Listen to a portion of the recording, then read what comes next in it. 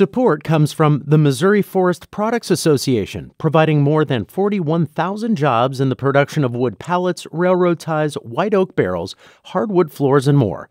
Details at choosewood.com. This is St. Louis on the Air from St. Louis Public Radio. I'm Elaine Cha. We want to find records that have an instrumental, which is usually on a 12-inch versus an LP, so like not on the album. Usually it's a promotional tool that record labels use to put out a single. Ones. Right, exactly. Yep. Part of the fantasy fulfillment is that you're going to show me how to DJ. Yes. Yes. And when we're done, I will be also adding something to my business card. There we go.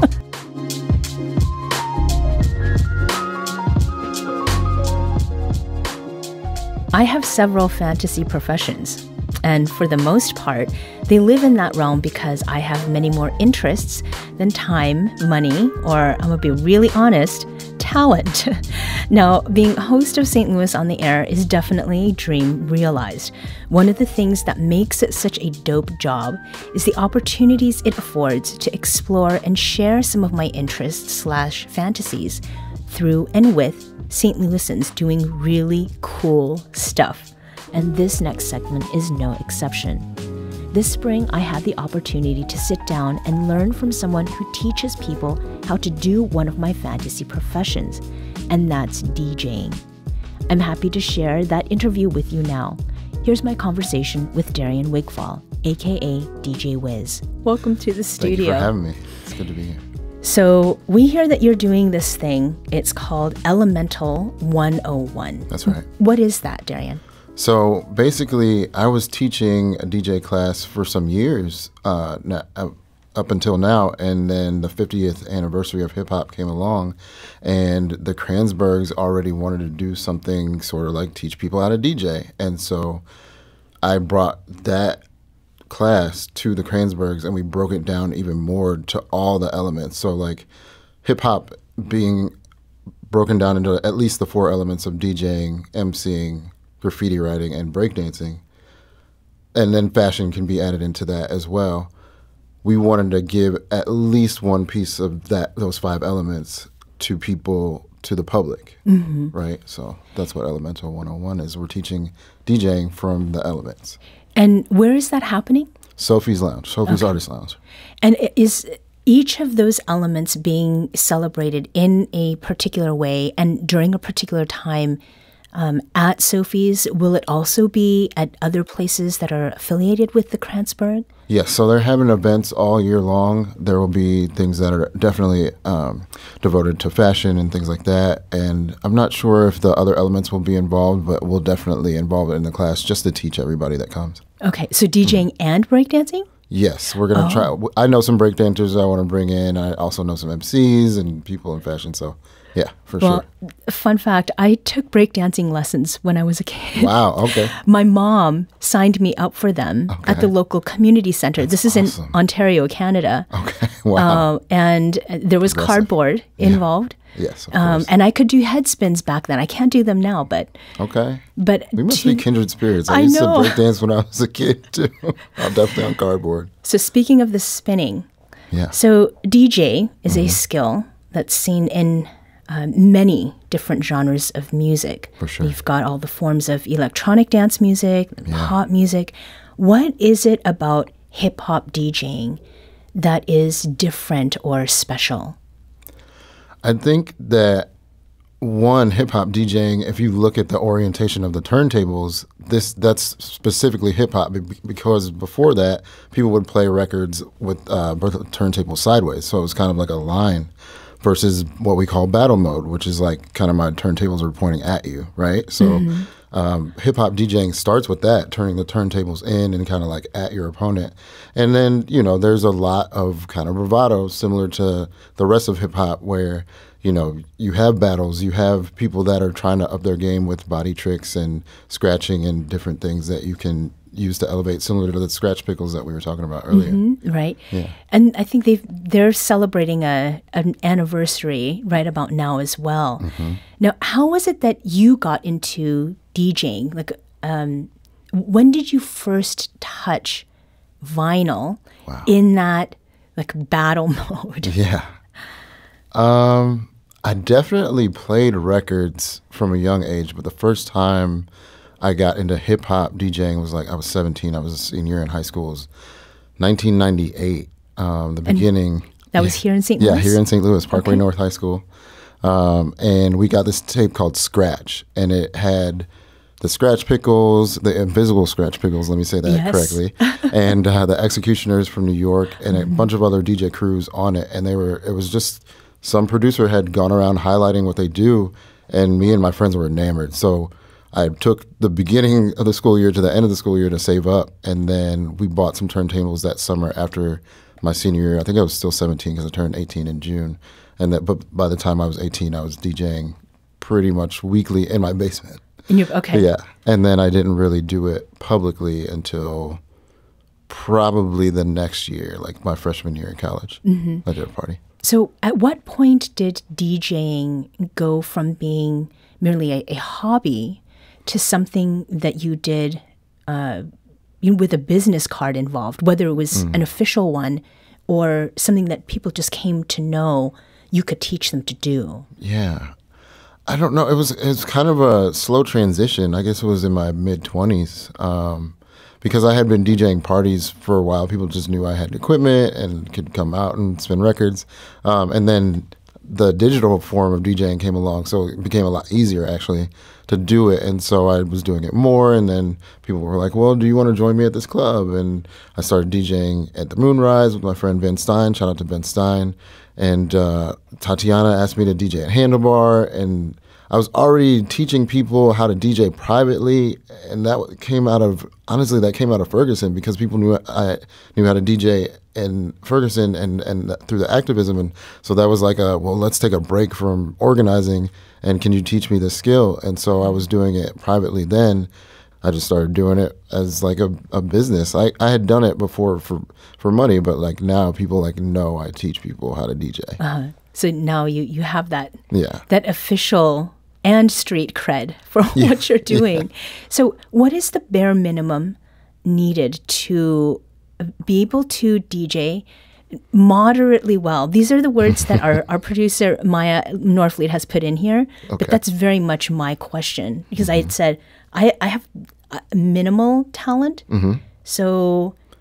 I mean, these days with technology, you really don't need much. You could do it from a smartphone. It's kind of great and terrible at the same time, because I learned at a time when you could only use vinyl, right? So, and that at the time, and especially in the 70s when hip-hop started, was an innovation. No one was using records to make hip-hop at the time. They were using old James Brown records and old funk and soul and just playing the breaks, and, DJ Kool Herc just playing the breaks from song to song.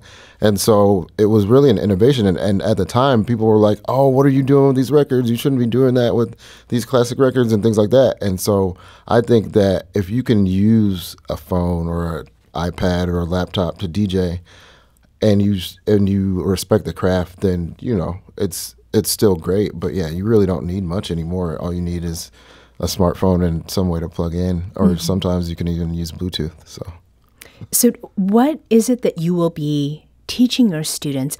How do these lessons break down without giving everything away? Basically, what we're going to teach is all of the pieces of a turntable and a mixer and how they all plug in together, as well as how that plugs into a system so that you can hear it back, so that if you wanted to buy equipment, you can go ahead and do that at your own home and things like that. But then we'll also teach skills like blending and what we call beating down the record, which is basically calculating the beats per minute of a record and then writing it on the record so that you know how many beats it is, and then you can blend using that technique. We'll also teach a little bit of scratching as well. So, And what is it about DJing with vinyl that is different than doing it digitally?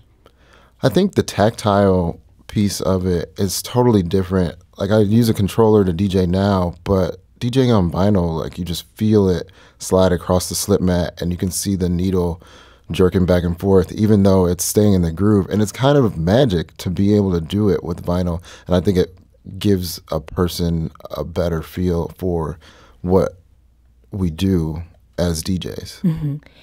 Are there certain albums that you use as your basic tools?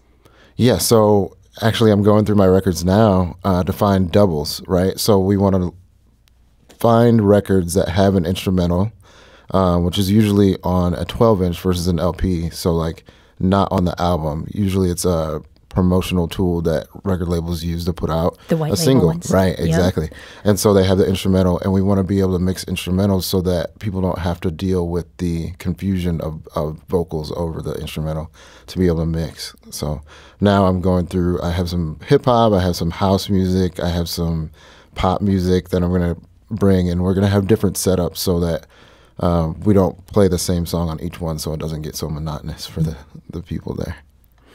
So part of the fantasy fulfillment is that you're going to show me how to DJ. Yes. Yes. And when we're done, I will be also adding something to my business card. There we go.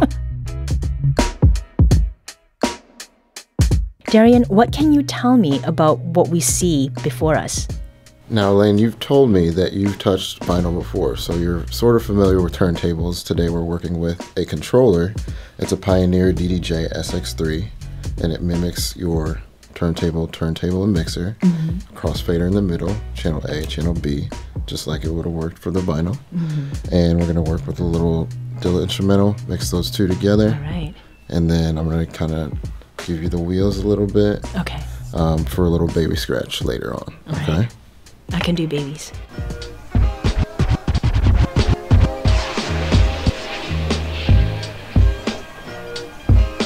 So is there feedback at all if I... No, actually, there's no feedback here. So basically what you would have on a turntable is the needle would be rewinding in the groove, right? But here it's a digital version of that. So I'm just rewinding the file. And then I can mix them together. So I'm really then using my ears to hear the scratch versus feeling it. Yes, you're using your ears way more than your eyes. Now, we can see that on the computer screen here, but back in the day, when you're using vinyl, you can't do that. You can only listen to what you hear. So what I'm doing is setting up a cue point, and what I can do is go back to the same part of the song every time, right? So.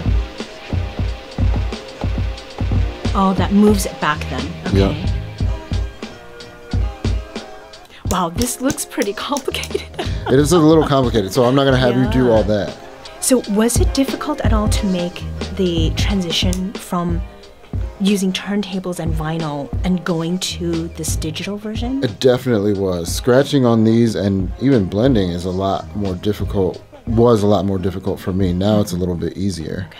And so when I do that with the file, I have it on both sides, so I can even put them together. And so when you put them together, you get this effect called the airplane. And it's much more severe on vinyl, but with the...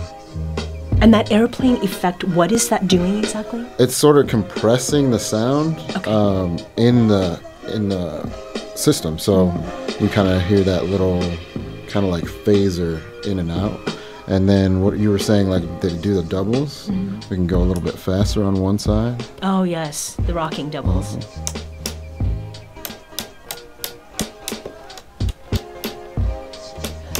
I don't know if that just shows how basic I am, but I really like that.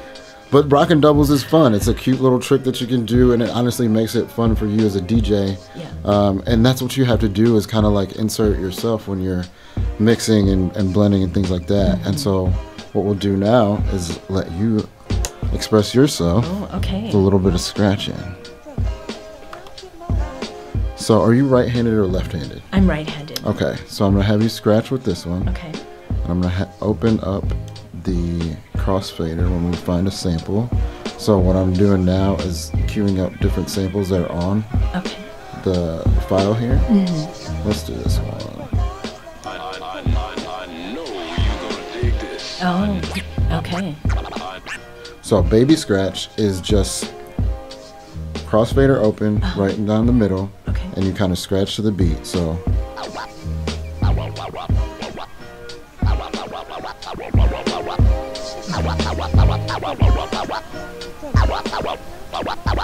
And why is it called a baby? Mostly because of the distance that you're pushing the record. Okay. But it also is 'cause it's the most basic. Yeah. But when you start to involve the crossfader, like a transformer, and we'll teach all this in the class, but I don't want you to have to learn all that right now. So let's go here.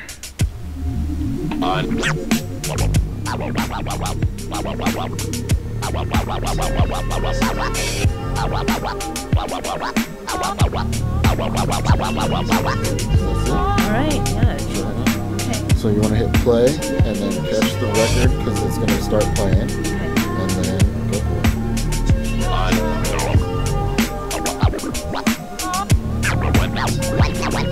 There you go. Got it. See? Natural. Alright. So that's what we would teach in the basic first class. We'll get a little bit more sophisticated with the scratching and blending with different tracks and things like that. I'll bring in different records. Yeah. But that's basically it. Okay. And have you found that, people who have had some experience with music, that they pick up with this faster, or is there really not much of a correlation? I do think that people that have played an instrument especially will do better with this because when we count the beats per minute, we're counting time.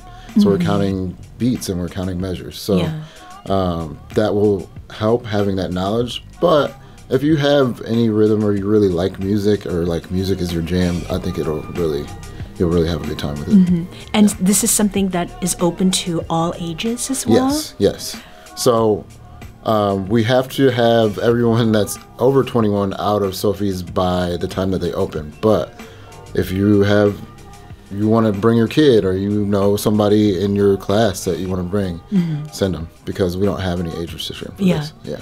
What's the youngest you've taught? The youngest I've taught probably, I think he was 14. Oh, yeah. Okay.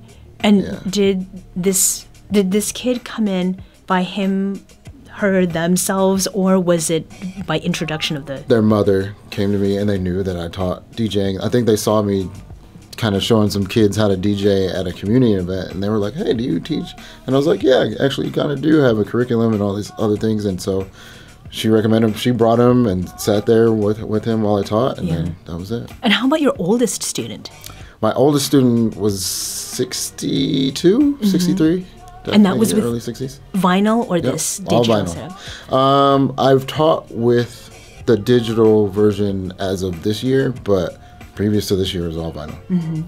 Well, I have a kid who's going to be 7 soon. Okay. And I may have to get him suited up to come and see you. Bring him over. He has a DJ name already. Oh, yeah? What's the DJ name? He's Kid Kwan. Oh, that's a good one. I like that. Well, Darian, thank you so much for being here. My pleasure. Darian Wigfall is DJ Whiz.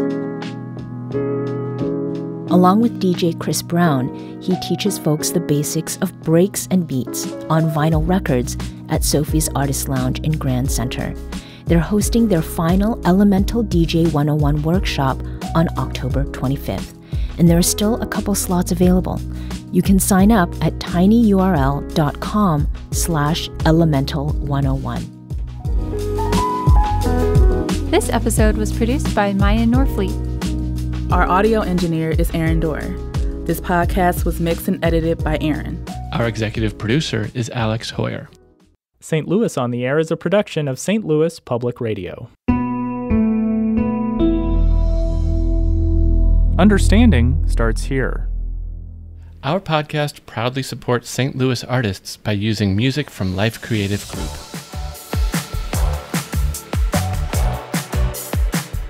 Do you find yourself regularly listening to episodes of St. Louis on the Air? Suggest us to a friend you think might enjoy our conversations, and leave us a review and rating on Apple Podcasts on the App Store. It's the simplest way to help people discover our show. Thank you.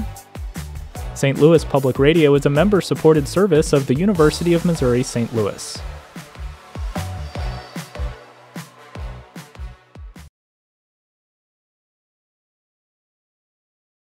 Support comes from Missouri Forest Products Association, committed to sustainable and sound conservation of the state's forests, which support more than 41,000 Missouri jobs, resulting in a $10 billion industry. ChooseWood.com.